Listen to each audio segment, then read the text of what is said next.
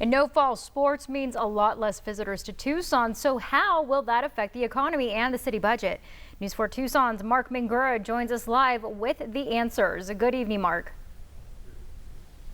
Good evening, Angelique. The economic impact affects many different industries, from hospitality to services and, of course, tourist attractions. They will all share the financial burden of no Pac-12 sports this fall.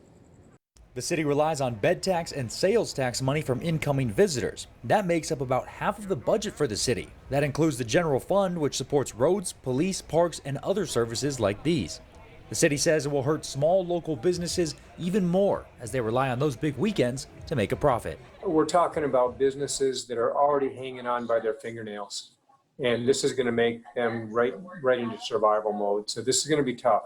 Instead of reviewing the budget next March or April, they say they'll likely have to evaluate the budget each month to see how they're being affected and to be able to adjust accordingly. As students make their way back to campus for the fall semester, some believe there should be a season, while others understand why this course of action was taken. The beauty of life is having to adapt, and I think that unfortunately, we're not going to have sports. That is a huge part of the student body. But at the same time, being an adult means having to deal with change. I do disagree. I think that the Pac-12 should be playing.